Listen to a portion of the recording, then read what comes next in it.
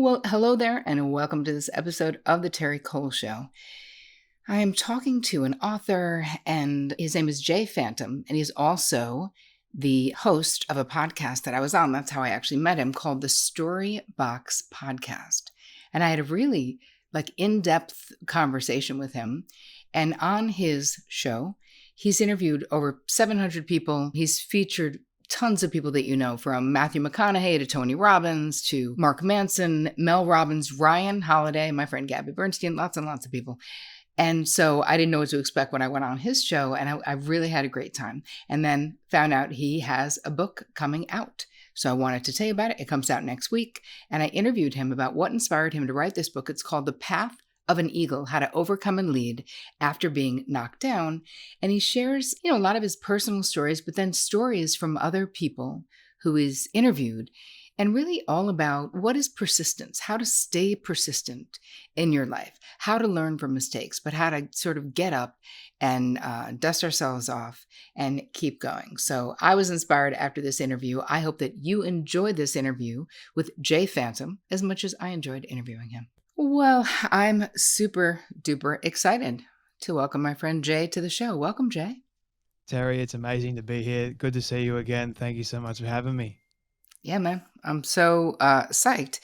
Now, before we get into anything, I know you have a new book coming out next week, which is very exciting, called The Path of an Eagle, How to Overcome and Lead After Being Knocked Down. But before we get into that, I want to talk about, because you have this very popular podcast, you've done many episodes, you've interviewed tons of famous people. Let's start there. How did you get into podcasting? Well, it's a funny story. So the version of the Storybox at the moment I call 2.0 because I actually started a different version way back in 2018. And then it was like just me and a friend sitting down and reviewing movies, believe it or not, because I wanted to be a filmmaker. I was obsessed with movies and obsessed with really this idea of storytelling. So if we watched a movie and the story was good in that movie, then we would review it and put it in kind of like this virtual box, which became known as the Story Box, to go back later on. And I thought that people would trust my opinions and reviews on movies. And we got to like 5 episodes, and I didn't realize how hard it was going to be, how much work is involved, the level of commitment, not only on your time, but your finances, the whole rigmarole there.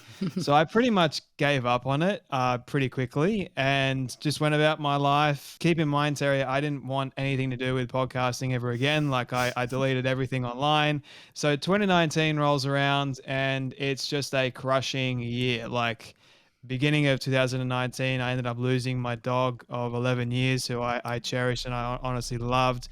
Losing her, it broke my heart apart. And then the girl that I was dating at the time, who I placed my entire worth, my entire identity into, there were, like a lot of warning signs, but I chose to ignore them. It was very toxic now that I look back on it. And when she broke the relationship, I broke along with it. So I've got this double whammy of losing my beloved dog, beloved family member, then losing the girl who I thought that I was going to spend the rest of my life with, coupled with starting a new job in real estate. And I had no idea what I was doing. I was thrown in the deep end, and it was like literally sink or swim, which ended up working out to be in my favor in hindsight, looking back. And I do talk more about that in the book as well and the meaning behind that. But I also, after all this has transpired, the rigmarole that's going on, the pain, the anxiety. So come around May, I'm trying to get my film career off the ground. So there's a lot of pressure, there's a lot of stress. I was bottling everything, like I was feeling miserable. I was bottling up all inside me. And I just felt worthless. I felt like I didn't have any clear direction in my life. And it all came to a screeching halt almost in June of 2019 when I attempted to end my life. And thankfully, I'm still here today. And I say that God intervened in a big way, and I'm only alive today because of Him. And really, after that, things in my business with film wasn't going too well. And around the same time, a friend of mine kind of DM'd me because I started doing these movie reviews online again, and he goes, "Podcast?" question mark, and I've gone, I don't really want to do that again. But it got me thinking. And when you get me thinking, Terry, it's kind of like it can be a recipe for disaster, or it can be a great thing. Right. And it turned out to be this great thing. In September, I ended up leaving my career in real estate and then finishing up with my business partner, going separate ways. I went and started looking for a job. After I had a conversation with the CEO of a top company, he asked me this one question. He goes, "Why do you want to work here, Jay?" And I go, "I want to help people." And little did I realize the true meaning behind that.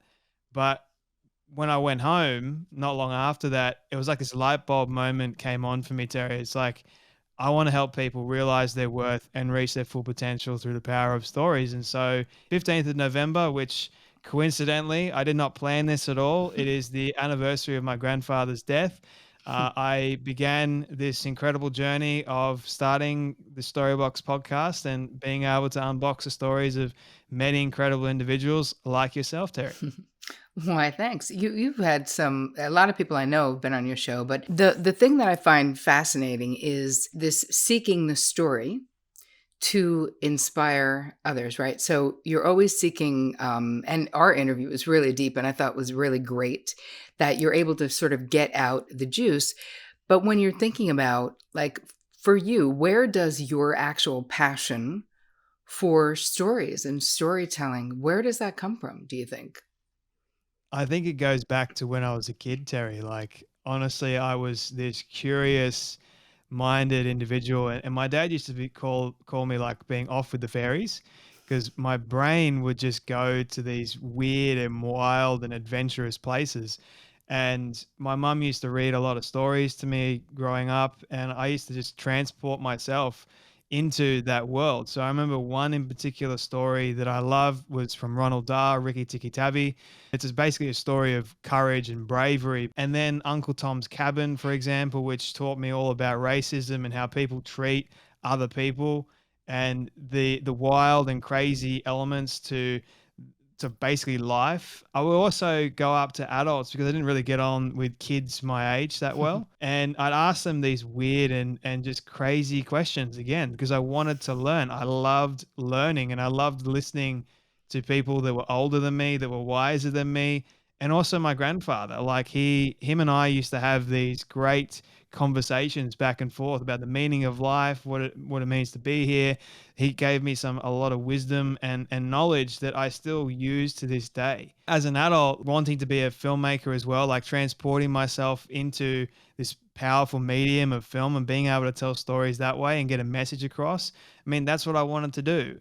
But then now, as I'm getting older and hopefully a little bit more wiser, and I'm listening to these people and I get to unbox other people's stories, I feel like there's a lot more realness and authenticity.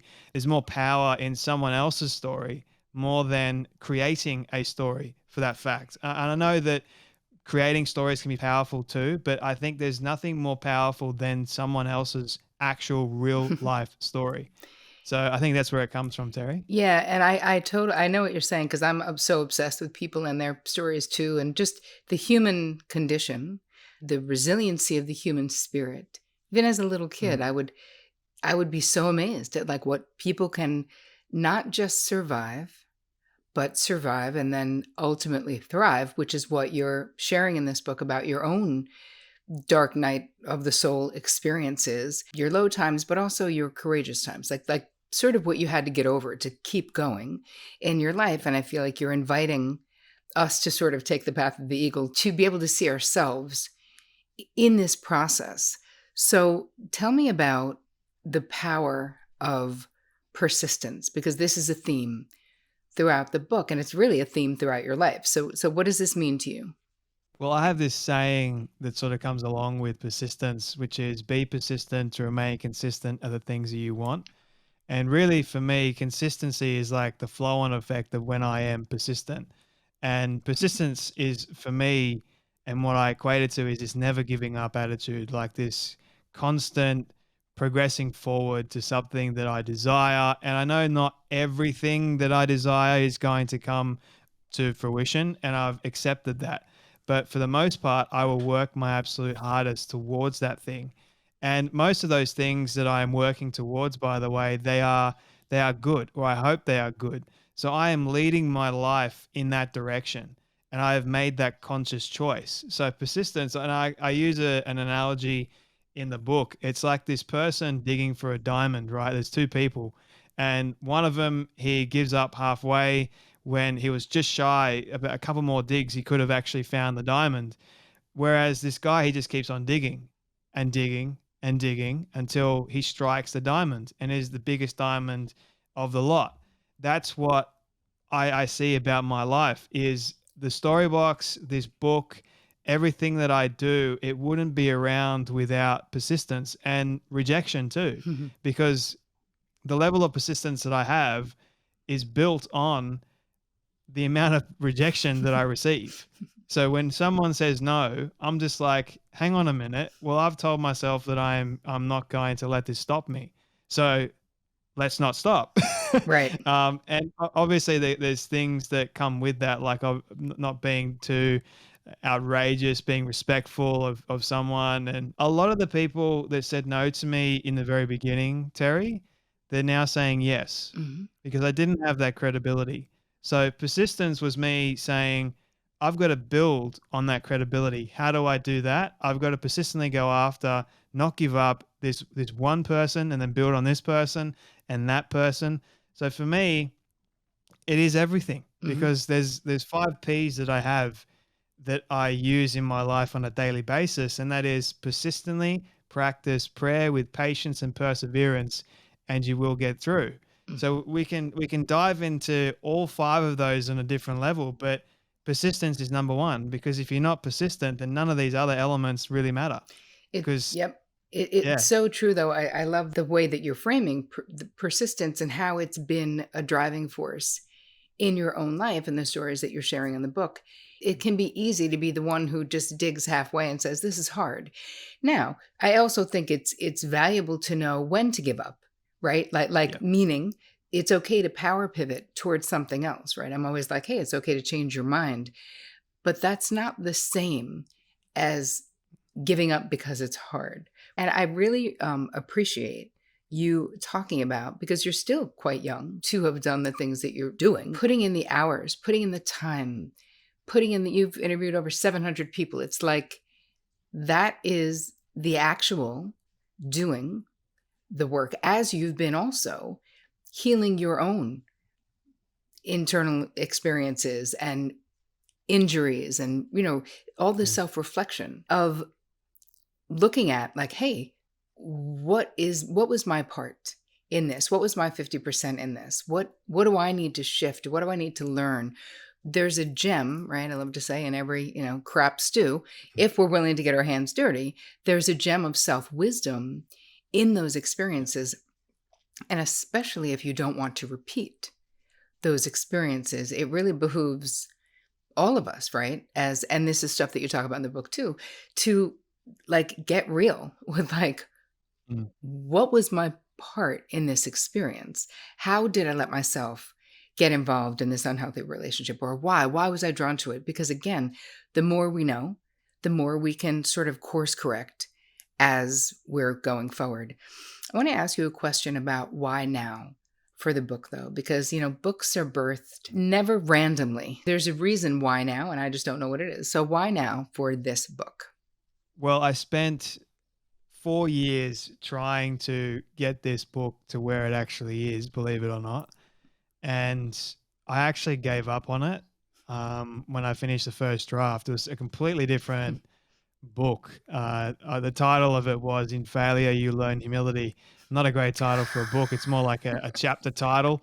And I thought just by vomiting out everything that I was experiencing and going through, then maybe it would become a New York Times best-selling book. I was so naive and so like green to the whole thing. And then when I finished the first draft, I'm like, what the heck is this? Like I couldn't even read it back. I'm like, what is this? So to think for myself that I could actually write a book and get it out to anyone, like it was just this impossible dream, so to speak. And I actually shelved it, went about my life. But it was funny because I was speaking with my boss at the time who helped me formulate, like he pointed out those 5 Ps that I mentioned earlier. That was like a spark of inspiration for me. And it ended up being another book. So I started writing that book just out of creativity. I was more inspired to write that book. But then I got halfway through this book, the book that I was writing, and I'm like, hang on a minute. I started writing this other book and I gave up on it. And I couldn't ignore my grandfather's words of wisdom. And he kept nagging me in my brain. He's like, if you start something, you finish strong. And I'm like, damn it, Grandy. Why? So I ended up going back to the drawing board, deleted everything. And I said a prayer. I'm just like, Lord, I want you to show me. If you want me to write this book, I want you to give me the words to say, give me the stories, and just allow me to not make it about me, because that's what originally the first one was. I wanted you to do something with this book in a big way. And I didn't know that COVID was around the corner. I didn't know that so many other people would feel stuck and miserable, but I was feeling stuck and miserable in Mm. that moment. And I'm like, well, if I'm feeling like this, how are other people going to feel as well? Like, and I had to go on my own journey, and I had to find my own unique healing path. And that is what I call the path of an eagle. It's when you get knocked down, you get back up and you just keep on soaring. Like, you're going to have those down moments, but the key is not to stay down. In those down moments, you can either do two things. You can either learn, get back up and move forward, or you can stay stuck and be miserable. Like, that's the conundrum. But I want to encourage people to learn what you need to learn when you do get knocked down, then lead yourself out Mhm. in the best way possible, because you weren't made to be stuck. You weren't made to stay on the ground. You were made to soar and to experience fulfillment and to be the very best possible version of yourself. And so why now? I think now is sort of like the perfect time for people, because they're going through so many crazy things. Mhm. And if my story and the wisdom and advice and the stories of other people that I share in this book can help a young person or even an older person that may be feeling stuck, then that would be a dream come Right. true, honestly. Right. So it's really wanting to sort of pay it forward, because a lot of these stories Mm. also are things that, whether they're someone else's story that really inspired you or touched you, and then sharing that. If you had to say, like, what is the number one takeaway that you hope that folks get from this book, what would it be? Well, I hope that it encourages them to be a better leader for themselves, because someone once told me, he goes, Jay, everyone is a leader. You just have the choice whether or not you want to be a good one or a bad one. And for myself, I want to be a good one. I want to be known and remembered for leading people in the right direction. So you take the journey at the very beginning, and at the very end, I sort of set you on the path and just keep on going. It doesn't stop. The path of an eagle is only just the beginning. And I say to people that I hope that you learn what it takes to actually get back up and move forward. I hope this book actually encourages but also inspires you to be better in your own Mhm. life, and to show you that you can overcome these things. It's not impossible. You just got a choice to make. And I hope that you make the right choice, because it's going to be so much better for you to make that right choice. I want you to have a happy, joyful, and fulfilling Yep. life. Who doesn't want to be there? Right. And so that's what I hope the main takeaway is for people. So with all of this right now, like in your life, besides you have the book that's going on, but what right now are you most curious about? Like what is like lighting you up right now in life? Well, I think the state of the world, the state of mental health, the state of what's going on. I mean, I don't get political, but I mean, there's a lot of unrest. There's a lot of things that might be scaring quite a number of Mhm. people, and especially young people as well. And I'm curious about what's going to happen next. But I just want to be a beacon of hope, a beacon of light to people as best I possibly can, and share. Like, at the end of the day, it may seem scary. It may be we don't know what's around the corner, but I like saying that I know who holds the future, and I'm not worried at all. I'm an eternal optimist, but I'm also a sometimes a realist as well. But I just hope that it will get better in the future. And sometimes we've got to go through the muck. We got to go through the pain in order to get to the other side. So I guess I'm just curious about whether or not people will band together properly, and that we will start making a much better difference, and we'll treat people with love rather than Yeah. hate. So that's my thinking. Amen. I wonder though in your life, because you're seeking, and in this book you're seeking to sort of be like a light for others, like a beacon of light for others. So who, let's say in your life, who have been maybe the top two or three most influential people, and how have they impacted you? Number one, my mum.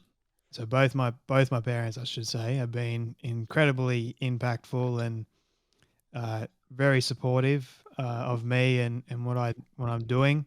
And then also my grandfather. You know, I sort of wish enormously that he was still alive today to see it, but I think that he does watch anyway.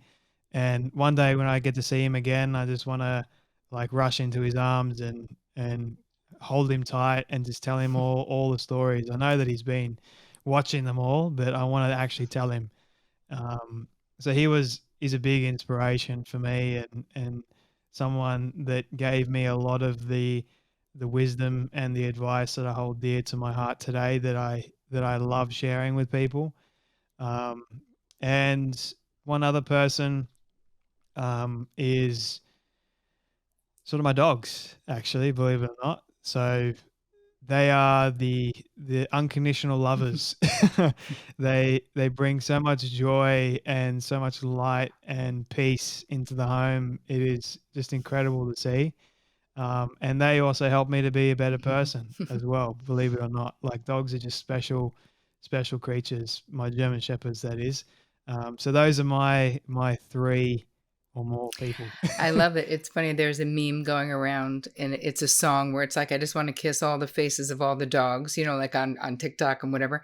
And I'm so dog obsessed myself, although I have chickens and geese. I don't have a dog right now, but I always had one for like years and years.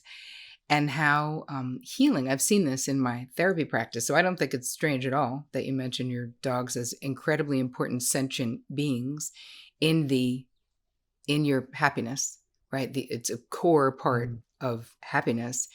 I've seen this with clients who were incredibly depressed, or there was someone in my family, an old aunt that I had, who was like, didn't really want to live, and didn't also said she didn't want a cat. And we didn't get her a dog because she was too old for a dog, but she could get a cat. And we were like, you could just watch this little cat for like a little bit. We just need your help, right? Is how we we put it to her. And of needless to say, you couldn't get that. You couldn't rip that cat out of her hands. And she suddenly had purpose.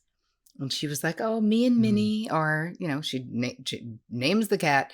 And I could see this life force energy starting to come through her simply by having this love connection with another sentient being. Like it was really kind of amazing to watch. Um, so anyway, I'm also a dog obsessed human, so I totally get it. But it's interesting how people are either kind of like animal people like that, or not. Like I'm pretty convinced that my sister likes her dogs more than she likes me. Like for real. Like she really loves animals, definitely above humans. So one day when we were little, she said, "I love you as much as Honeybun." And I thought that was like the highest compliment, as much as as much as our mutt. I was like, right on. This is a funny story actually, because I didn't when we lost our other dog Joy, I didn't want another Mhm. dog.